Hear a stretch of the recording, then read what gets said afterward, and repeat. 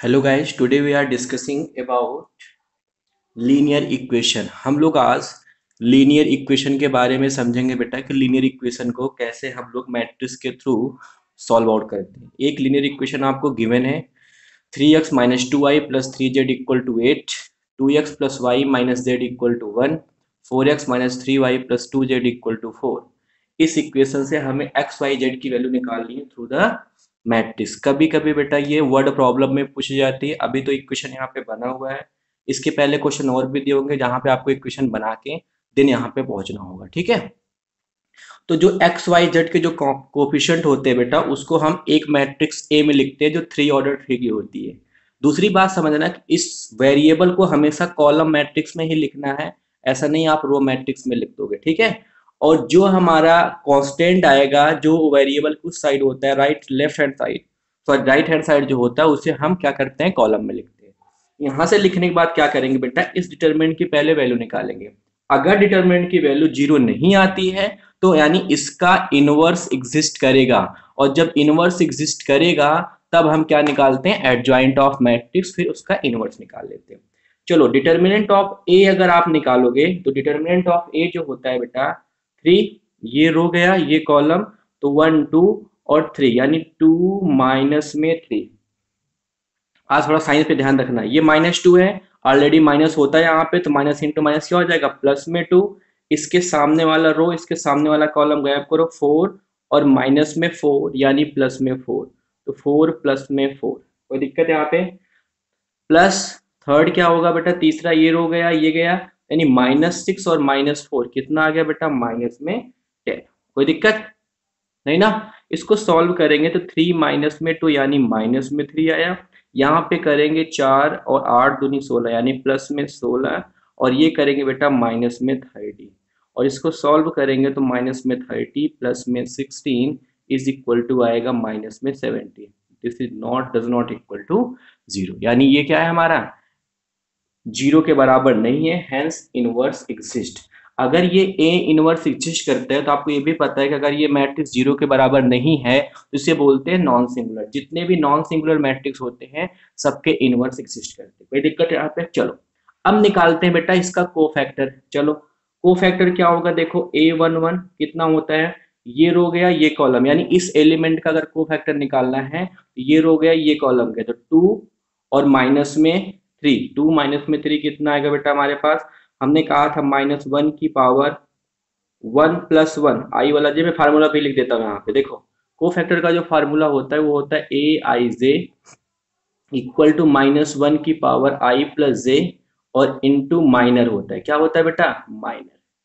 ठीक है, तो देखो यहाँ पे अगर 3 का एलिमेंट निकाला तो इसके सामने वाला रो गायब करो ये कॉलम, तो कितना हो जाएगा बेटा हमारे पास 2 और माइनस में 3, 2 माइनस में 3 करोगे तो हमारा कितना आएगा, माइनस में 1। कितना आएगा बेटा हमारा, माइनस में 1। इसी तरह अगर आप A12 निकालोगे तो आपका आएगा, देखो ये वाला ये रो ये कॉलम, तो 4 और माइनस में प्लस में 4, यानी कितना आएगा, -1 की पावर 3, और ये हमारा आएगा प्लस में 8, और मल्टीप्लाई करोगे बेटा माइनस। अब डायरेक्ट मैं लिख रहा हूँ A13 आपका आएगा माइनस में 10। अब आपको निकाल लेना थर्ड वाले का, A21 हमारा आएगा बेटा माइनस में 5, A22 आएगा बेटा माइनस में 6। ठीक है, और A23 आएगा हमारा इस वाले एलिमेंट का आएगा, ये रो गायब करो ये कॉलम, -6 और -4 यानी माइनस में 10।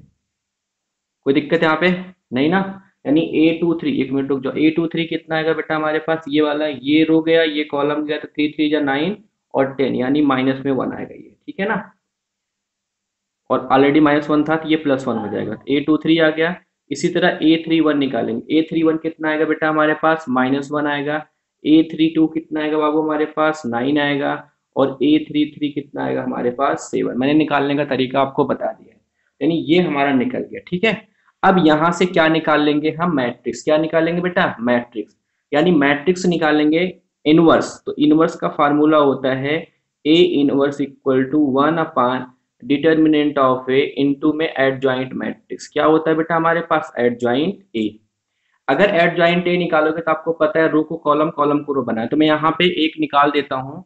जो हमारा कोफैक्टर की मैट्रिक्स आएगी, कैपिटल ए से रिप्रेजेंट कर रहा हूँ, कोफैक्टर वाली मैट्रिक्स वो आएगी -1 -8 और -10, और उसके बाद फिर आएगी -5, -6 और 1, और फिर आएगा -1 और ये 9, और ये क्या आएगा हमारे पास 7।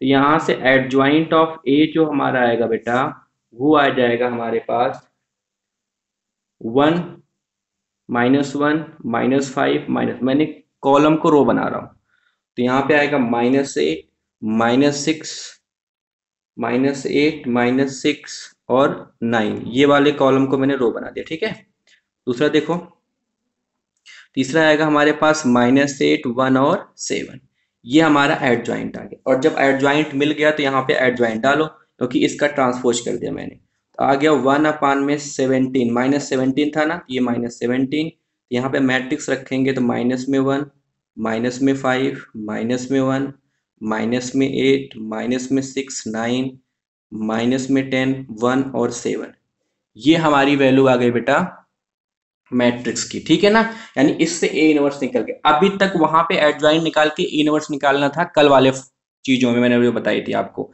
आज मैं एक्स वाई जेड की वैल्यू निकालेंगे। जब बेटा आ जाएगा तो हमें लीनियर इक्वेशन पता है। लीनियर इक्वेशन क्या होता है हमारा, ध्यान से समझना, ए इंटू में एक्स इक्वल टू बी, मतलब क्या करते हैं, इन दोनों का मल्टीप्लाई इक्वल टू बी। जब यहां से एक्स को हटाते हैं तो ये ए इनवर्स बी, ऐसा नहीं बी इनवर्स से कर देना, क्वेश्चन गलत हो जाएगा।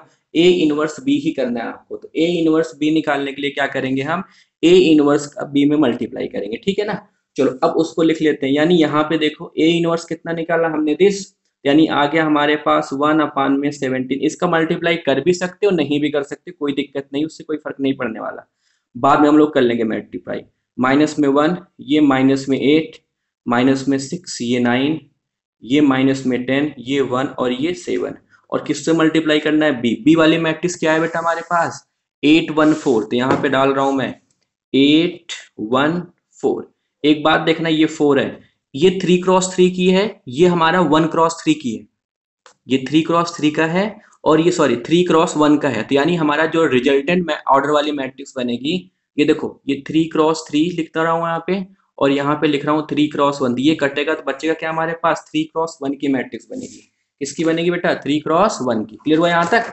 चलो इसके बाद क्या करेंगे हम लोग, इसका मल्टीप्लाई करेंगे। जब हम मल्टीप्लाई करेंगे तो आपको पता है वैल्यू आएगी कितनी, यानी x इज इक्वल टू, देखो x is equal to minus में 1/17, इसको मल्टीप्लाई करेगा बेटा, देखो फर्स्ट रो फर्स्ट कॉलम, तो -8, देखना first row first column, first row first column करोगे, फर्स्ट रो फर्स्ट कॉलम करोगे बेटा, तो -8, -5 और -4।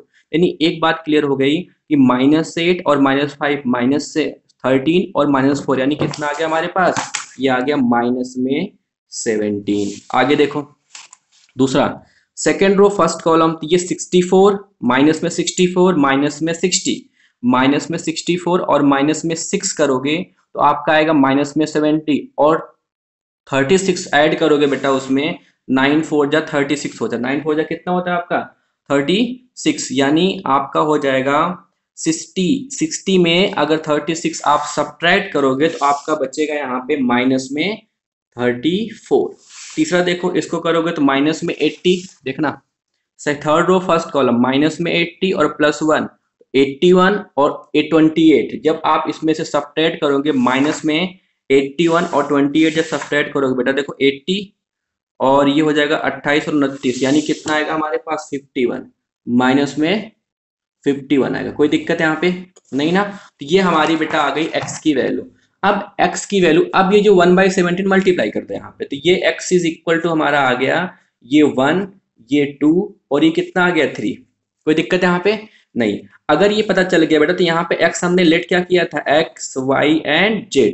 अब आपको पता है कि जब दो मैट्रिक्स इक्वल होते हैं तो उनकी वैल्यू क्या होती है हमारी, इक्वल, यानी x इक्वल टू 1 आ गया, y इक्वल टू 2 आ गया और z इक्वल टू 3। तो याद रखना बेटा, ये आपका 6 नंबर में क्वेश्चन आता है। कोई दिक्कत है यहाँ पे, बोलो, अभी तक कोई डाउट नहीं ना।